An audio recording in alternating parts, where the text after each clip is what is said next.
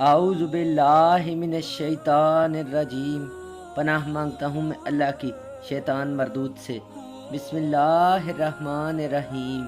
شروع اللہ کے نام سے جو بڑا مہربان اور نہایت رحم والا ہے۔ السلام علیکم۔ میں اپنے چینل کے دیکھنے والوں کو خوش آمدید کہتا ہوں۔ امید ہے آپ سب لوگ خیر و عافیت سے ہوں گے۔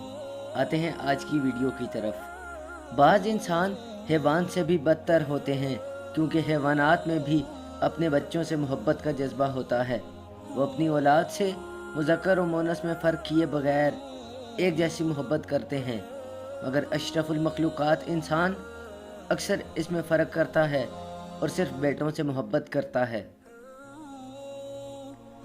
ہم اکثر اخبارات میں پڑھتے ہیں کہ بیٹی پیدا کرنے کے جرم میں بیوی کو قتل کر دیا جاتا ہے، اور ایسی بہت سی خبریں اکثر ٹیلی ویژن پر بھی آتی ہیں جس سے جہالت کی انتہا سامنے نظر آ جاتی ہے۔ بیٹی کی پیدائش کا مجرم صرف عورت کو سمجھا جاتا ہے اور اس کو اس جرم میں اکثر مارا پیٹا بھی جاتا ہے، اور خاندان اور رشتہ داروں کی باتوں کا تو کوئی حساب ہی نہیں۔ بہت سی عورتوں کو اس وجہ سے طلاق دے دی جاتی ہے، جو کہ حلال کاموں میں سب سے ناپسندیدہ عمل ہے۔ مومن کے لیے بیٹی تو جنت کی ضمانت ہے۔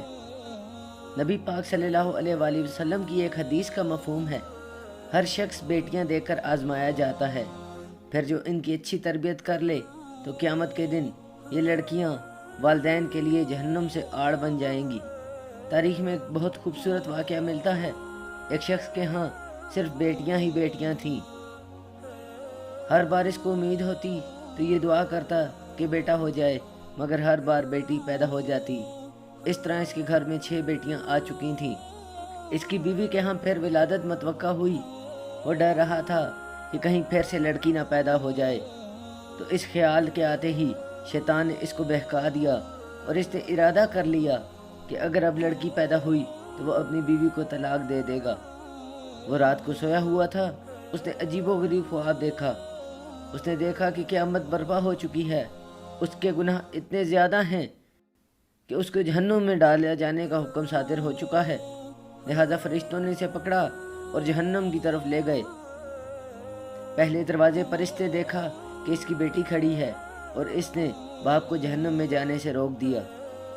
فرشتے اس کو لے کر اگلے دروازے پر گئے، وہاں اس کی دوسری بیٹی کھڑی تھی، اب اس نے روک دیا۔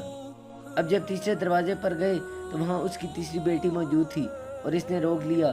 غرض یہ اسی طرح فرشتے اس کو 6ویں دروازے تک لے گئے، اور ہر جگہ اس کی بیٹی رکاوٹ بن جاتی تھی۔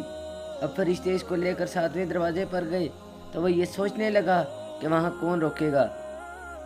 اسے معلوم ہو گیا کہ جو ارادہ میں نے کیا شیطان کے بہکاوے میں آ کر کیا، وہ غلط تھا۔ انتہائی پریشانی، خوف و دہشت کے عالم میں اس کی آنکھ کھلی۔ اس نے اللہ کی بارگاہ میں ہاتھ بلند کیے، توبہ کی اور کہا، یا اللہ مجھے 7ویں بھی بیٹی عطا فرما۔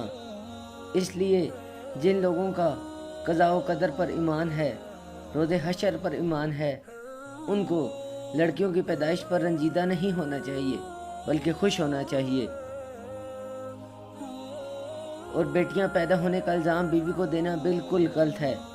مرد و عورت تو وسیلہ ہیں، صرف اللہ وحدہ لا شریک ہے جو ہر کام کو کرنے والا ہے۔ جس کو چاہتا ہے لڑکی دیتا ہے، جس کو چاہتا ہے لڑکے دیتا ہے، اور کچھ کو تو کچھ بھی نہیں ملتا۔ اس لیے ہم سب مسلمانوں کو چاہیے کہ اللہ کی رضا پر خوش ہوں۔ یا اللہ ہمیں اپنی رضا میں راضی ہونے کی توفیق عطا فرما۔